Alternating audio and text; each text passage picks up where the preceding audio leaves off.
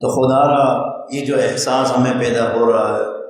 یہ جو اتنے انعامات اللہ جل شانہ دے رہے ہیں، اپنے قریب بلا رہے ہیں، اور یہ مواقع اور یہ ماحول پیدا کر رہے ہیں عبادت کا۔ نبی اکرم صلی اللہ علیہ وسلم کا فرمان ہے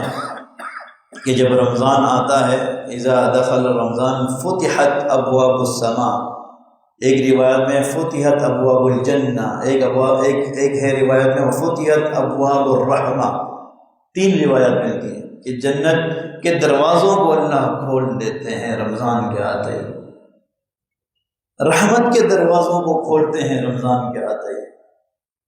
آسمان کے دروازوں کو کھول دیتے ہیں رمضان کے آتے ہی،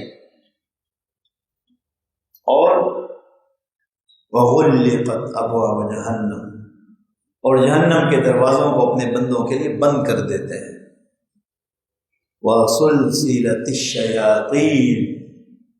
ایک حملہ رہ گیا تھا شیطان کا کہ اگر میں اپنے بندوں کو یہ احساس بھی دے دوں کہ میں انہیں دیکھ رہا ہوں، اگر میں ان کو یہ احساس بھی ان کے دل سے مٹا دوں کہ ان کے گناہوں کو میں نے معاف کر دیا ہے، تب بھی یہ شیطان انسانوں کو بھڑکائے گا۔ یہ شیطان ہی کے تو حملے ہوتے ہیں نا، تو ہم اللہ سے دور ہو جاتے ہیں، یہ اسی کے بتائے ہوئے طریقے ہوتے ہیں۔ وَسُلْسِلَتِ الشَّيَاطِينَ، اللہ جل شانہ فرماتے ہیں تم پریشان نہیں ہونا میرے بندو، میں نے شیطان کو قید کر دیا ہے، بند کر دیا ہے، اس کے وسوسے، اس کے گمراہ کرنے کی طاقت کو میں نے سلب کر لیا ہے، اب وہ تمہیں گمراہ نہیں کرے گا۔ اب گمراہ نہیں کرے گا تو مفتی صاحب اب بھی لوگ گناہ میں وہ مبتلا ہیں، کیوں؟ کیونکہ ان کا وجود ان چیزوں کا عادی بن چکا ہے، عادی بن چکا ہے۔ آپ روزانہ آپ مثال کے طور پر 9 بجے سو جائیں اور صبح نماز کا 5:30 کا الارم لگائیں،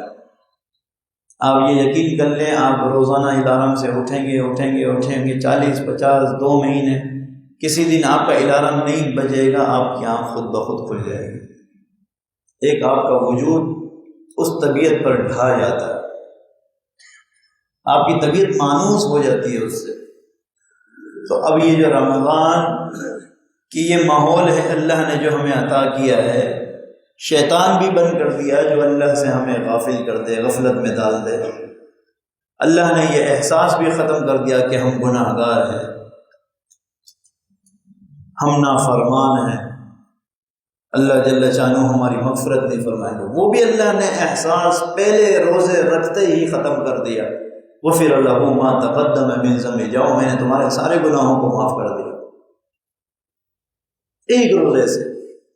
اور شیطان کو بھی بند کر دیا۔ اب کوئی بھی موقع، کوئی بھی چیز ایسی نہیں رہی کہ ہم اللہ کی نافرمانی کریں۔ اب بھی اگر کوئی ساتھی رمضان کی قدر نہیں کر رہے، عبادتیں نہیں کر رہے،